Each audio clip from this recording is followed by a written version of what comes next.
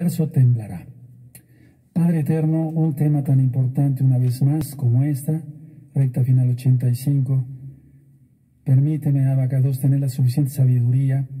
Igual te pido por nuestro amado Roe Luis, para que le des la sabiduría para poder explicar con precisión lo que tú quieres para nosotros, lo que tú tienes para nosotros. En nombre de Son Yahshua Mashiach, Omen, Beomen.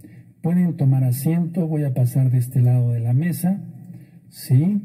Y vamos a hacer esto. Bendito es el nombre de Yahweh. Miren, esta recta final 85 es muy importante, porque quiero que nuestro amado Roy Luis ponga la primera diapositiva. Les voy a comentar varias cosas. Esfera astronómica, dice aquí. En 2025 podría verse un colosal choque entre agujeros negros. Vean cómo dice podría verse, no asegura. Pero yo he seguido estudiando esto, y ahorita con lo que nos diga nos comenta nuestro amado Roe Luis, vamos a entender más cosas. Entonces, en 2025 podría verse un colosal choque entre agujeros negros. Vamos a ver la siguiente diapositiva. Dos agujeros negros colisionarán de forma inminente. Entonces, unos científicos dicen, es que no hay forma de que no suceda. Y lo veremos por primera vez, imagínense. Ahora, tú dirás, ¿qué es eso de agujeros negros? Vamos a ver la tercera diapositiva. Inminente colisión de dos agujeros negros supermasivos que hará temblar el universo. Por eso le titulé a esta recta final 85, el universo, no el cielo, el universo temblará. Ahora, vamos a poner mucha atención a esto. Miren, los científicos han mencionado que dos agujeros negros, como tú lo acabas de leer conmigo, harán colisión en el año 2025. Y he revisado no solamente estas diapositivas y estas noticias, sino nos hemos puesto la tarea de investigar un poquito más. Ahora, los científicos que afirman esto son astrónomos de renombre, es decir, no son personas que inventan las cosas para crear una falsa expectativa y demás. Entonces voy a ceder la palabra ahorita para que explique físicamente, científicamente esto a nuestro amado Roe Luis, y después, atención, yo daré la profecía porque eso está aquí en la Biblia. Eso que tú acabas de ver está en la bendita palabra del Todopoderoso. Cedo la palabra a nuestro amado Roe Luis Cervantes. Shalom, shalom, amados Sahim, amadas Sahayot, que el Eterno les bendiga. Me presento, soy su servidor Luis Cervantes, Roe II de la Quejilá Gozo y Paz. Toda Rabá al Eterno que me permite esta bendición de compartir esta información con ustedes. Como nuestro amado Roe comenta, vamos a tratar de explicar de antemano con términos muy sencillos qué son los agujeros negros, cómo es que se producen y un poquito de qué es lo que se podría esperar al ocurrir esta colisión de los dos agujeros negros en el año 2025. Es muy interesante, lo vamos a hacer con términos sencillos. Yo les pido su comprensión a todos aquellos que conozcan más de física, porque vamos a usar términos que pudieran ser no exactamente así, pero lo queremos hacer entendible para toda la audiencia. Entonces les agradezco de antemano su comprensión. Vamos a comenzar en la imagen. Ustedes están viendo que aparece una piscina y en el título dice ¿cómo se forman los agujeros negros en el espacio? Vamos a comparar el espacio con esta alberca o piscina. Ustedes pueden ver que está delimitada, tiene paredes, ahí inclusive para hacerlo notar un poco más pusimos unos pececitos, vemos unas flechas en color amarillo que dicen fuerza o presión. Esto es la fuerza que ejerce el agua sobre las paredes. Cuando nosotros entramos a una piscina, a alguna alberca, sentimos una ligera presión que envuelve nuestro cuerpo, ¿verdad? Entre más profunda es la alberca, más presión hay, y así es igual en el mar. Bueno, toda la presión se reparte a lo largo de la alberca, a lo largo de la piscina, de manera igual. Es decir, no va a haber más presión en las esquinas, no va a haber más presión en el fondo, sino todo el cuerpo va a tener la misma presión. Y vamos a fijarnos en la parte derecha, en la parte inferior. Yo señalé con una flecha y dice tapón. Vamos a suponer que esta piscina tiene un tapón. Ese tapón puede ser del material que ustedes gusten, de goma, de lo que sea. Y ese tapón va a tener unas características que vamos a ver ahora. La presión, como dije, se extiende uniformemente por el espacio, pero el tapón es el punto más débil a diferencia de las paredes que son sólidas. Si el tapón es de goma, es flexible, a diferencia de las paredes de concreto. Si el tapón es de otro material más duro, no sé, fierro, pudiera ser menos flexible, pero tiene una diferencia en cuanto a la permeabilidad. Es decir, nunca se va a asemejar, porque tiene que tener una diferencia para poder cumplir con su función de tapón. Por ello, va a recibir la fuerza o la presión de manera diferente que las paredes. Esto es una analogía o una comparación para poderlo entender qué es lo que sucede en el espacio. En el espacio todo está sustentado en el vacío. Hay una fuerza constante y todo está sujeto a la atracción gravitacional del espacio en sí. Como lo dije al principio, voy a usar algunos términos muy sencillos, porque entraríamos aquí en cuestiones como la ley de la gravitación universal, la ley de la relatividad, y no queremos hacerlo de esa forma, sino de una manera muy sencilla. Entonces, ¿qué pasaría en la alberca, en nuestra alberca, si se rompiera el tapón? Como el tapón tiene un tamaño definido, largo, ancho y profundo, a esto lo vamos a llamar la masa que tiene ese tapón. Entre más grande el tapón, más masa contiene. Y entonces, entre más tamaño, tiene más masa y por lo tanto, más cantidad de agua puede pasar a través de él si nosotros lo quitamos o si se rompiera. ¿Ok? Entonces, ¿cómo opera o cómo funciona la masa en el espacio? La masa, como lo dije hace un momento, depende del tamaño. Aquí vemos en la imagen una comparativa entre el tamaño del Sol y el tamaño de la Tierra y la Luna. Para darnos una idea, el Sol tiene un diámetro de 1.400.000 kilómetros, es decir, tiene 100 veces más el tamaño de la Tierra y por lo tanto tiene una masa, lo voy a decir así nada más, 1.989 por 10 a la 30ª potencia, o sea, es muchísimo más, serían 332.946 veces más la masa de la Tierra. ¿Okay? Para que nos demos una idea, aquí pusimos de ejemplo al inicio un pequeño tapón en una alberca y ahorita ya estamos viendo objetos gigantescos, muchísimo más grandes que la Tierra donde nosotros habitamos. Entonces, ¿qué pasa si se compara el Sol con el tapón de alberca?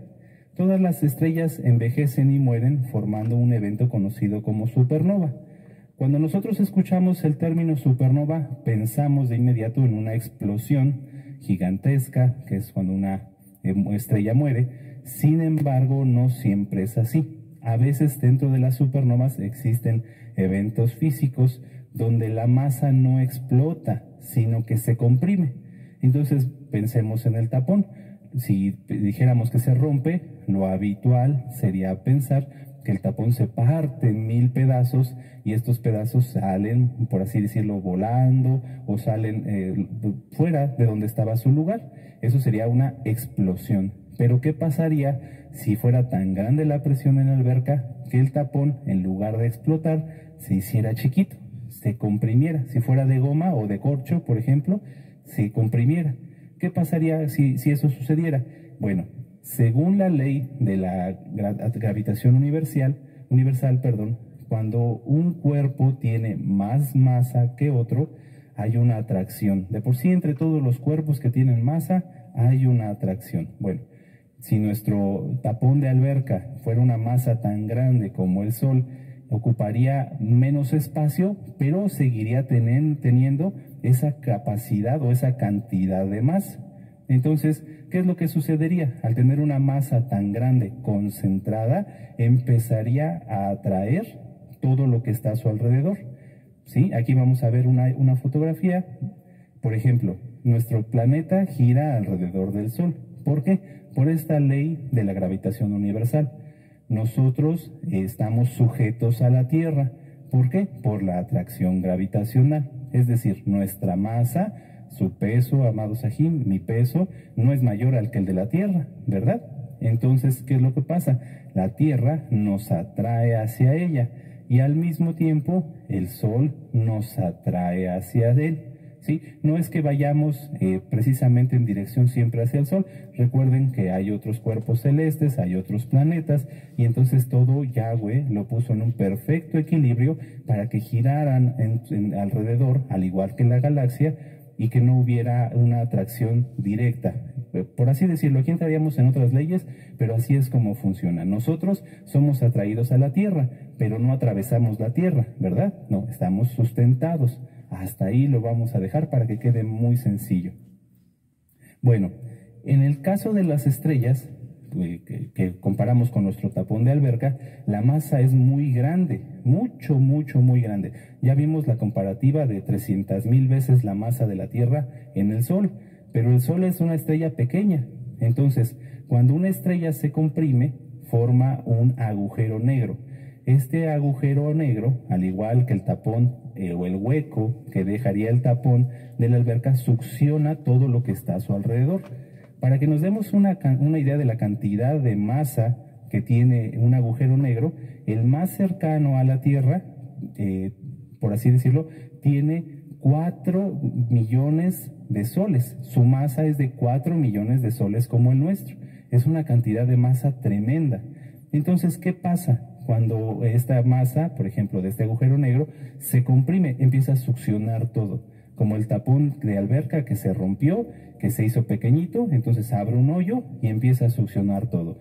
Aquí en la diapositiva vemos, lo voy a señalar, en la parte superior estamos viendo permítanme un momento, aquí está. Aquí vemos una ilustración. En la parte de arriba, donde dice última órbita estable, sería donde lo que nosotros conocemos como el espacio, tal cual. Al comprimirse la masa, entonces empieza a haber un espacio que se llama horizonte de sucesos y finalmente la singularidad. Es un cono donde por la cantidad de masa comprimida, para darnos una idea, si el Sol mide 100,000 kilómetros, esta masa del Sol se comprime hasta 19 kilómetros. ¿Sí me doy a entender? Es la misma cantidad del Sol, pero hecho en un espacio muy pequeño. Entonces empieza a succionar todo lo que está a su alrededor. Esta succión es tan grande, ahorita lo voy a explicar, que puede destrozar, romper en fragmentos muy pequeños, como lo vemos ahora en esta imagen, una estrella o todo lo que esté a su alrededor. Como tiene una atracción tan grande, va a empezar a succionar lo que está a su alrededor y por esa misma succión va a empezar a moverse. Es tan grande su capacidad de succión que lo que hace es desatomizar. Es decir, supongamos que si un planeta está cerca de ese agujero negro, primero va a empezar a romperlo en su estructura, lo va a romper en capas más pequeñas, más pequeñas, más pequeñas, hasta llegar a que sea solamente una hilera de átomos. A esto los científicos lo conocen como espaguetización. Y podría sonar como un poquito de risa, pero no lo es. Lo que pasa es que es tan grande la succión que tiene que todos los cuerpos y las estrellas en este caso que son succionadas se vuelven una hilera de átomos nada más. O sea, es totalmente destruido. Inclusive se han hecho algunas teorías donde los átomos mismos son rotos hasta la cantidad mínima de materia, un electrón. Y esos electrones a su vez y neutrones forman otras nuevas moléculas que se llaman neutrinos, o sea, pierden todas sus capacidades. Es una destrucción total. Ahora, en esta imagen vemos cómo es una animación, no es real, cómo un agujero va pasando sobre una galaxia. Y si vemos, hay como una deformación visual. Hay teorías diferentes donde algunos científicos explican que sí es posible que la luz, por la velocidad que tiene, alcance a librar la succión de un agujero negro. Hay otras teorías que dicen que no es posible que la luz pueda alcanzar a salir antes de ser succionada por un agujero negro. Pero lo que sí se sabe, como vemos en la imagen, es que cuando un agujero negro pasa por enfrente de algún objeto que tiene luz, como en este caso vemos la galaxia, deforma la luz que está a su alrededor. De hecho, los agujeros negros no se pueden ver por esta misma razón, porque succionan todo. Entonces, supongamos, si yo quisiera poner una luz muy potente para alumbrar ese agujero negro, lo que pasaría es que sería succionado. ¿Sí me doy a entender? Ya no regresa a mí, ya no la puedo ver. Si pusiéramos, de hecho así fue, el gran telescopio milimétrico que está aquí en un estado muy cercano en Veracruz, si mandara todos sus rayos infrarrojos, infraverdes y ultravioleta, tendría que haber el momento específico para que el agujero negro pasara cerca de un objeto con luz para que pudieran regresar a nosotros. Si no, podrían ser succionadas y no podríamos ver lo que conocemos ahora como agujero negro. De hecho, aquí a continuación les muestro, y con esta diapositiva termino, algunas fotografías que se han hecho de agujeros negros. Es tan difícil, la teoría existe desde hace muchos años, desde 1900 o algunas desde 1800, principios de los 1900, pero es tan difícil poder capturarlos porque succionan todo a su alrededor que hasta el 2019 y ahora en 2022 los científicos pudieron fotografiarlos. Del lado izquierdo vemos las primeras fotografías que se lograron de un agujero negro, que es el agujero más cercano a la Tierra, que está en el centro de la galaxia. No está muy cerca de la Tierra, pero sí en el centro de nuestra galaxia, que se llama Messier 87. Sí, aquí vemos cómo es muy difuso. No sé, nosotros en la imagen anterior veíamos un hoyo, voy a decirlo así, un círculo bien enfocado, bien definido, pero realmente lo que se ve es así. Son imágenes difusas. ¿Por qué? Porque todo lo que está a su alrededor está siendo succionado. Hay movimiento y está siendo destruido hasta su mínima expresión, hasta su mínima cantidad de materia. Finalmente, si estos dos agujeros negros, si un agujero negro que es capaz de hacer todo esto, como el que estamos viendo, que se conocen como agujeros negros supermasivos, son capaces de succionar y destruir todo lo que está a su alrededor por la cantidad de masa que tienen, al unirse, al succionarse uno con otro, lo que va a pasar es que la cantidad de masa se va a unir, se van a fusionar. Eso es lo que dicen las teorías. Y entonces, ¿qué sucede? Pues se duplica o se triplica, dependiendo de la cantidad de masa, pues la capacidad de destrucción, la capacidad de succión que tienen estos agujeros negros. Lo vuelvo a repetir para que quede un poquito remarcado. Es tan grande la capacidad de succión que hasta los mismos átomos, para todos los Sahim que conozcan un poquito de física, los mismos átomos pierden sus electrones y sus neutrones, y los electrones y los neutrones pierden sus cargas, ¿sí? Si eran cargas positivas, negativas, etcétera, las pierden porque se destruyen hasta la mínima cantidad de expresión de materia. Ahora, lo que sucede dentro de un agujero negro no se sabe. Hay muchas teorías, pero realmente son solo eso, son teorías. ¿Por qué? Porque no hay una ley de la física que opere allí. ¿Por qué? Porque nunca se ha tenido contacto, porque la destrucción es tan grande, ¿sí me doy a entender? Entonces hay muchas teorías, hay muchas ideas. Inclusive hay videos que dicen que son sonidos de los agujeros negros. Yo en lo personal no creo que pueda emitir un sonido el agujero negro, puesto que ni la luz, algunos creen, o algunos dicen que sí, puede librar su succión, la destrucción. Entonces es un poco complicado. Sin embargo, lo dejamos allí en el tintero. Esto es lo que yo quería compartirles. Le cedo la palabra a nuestro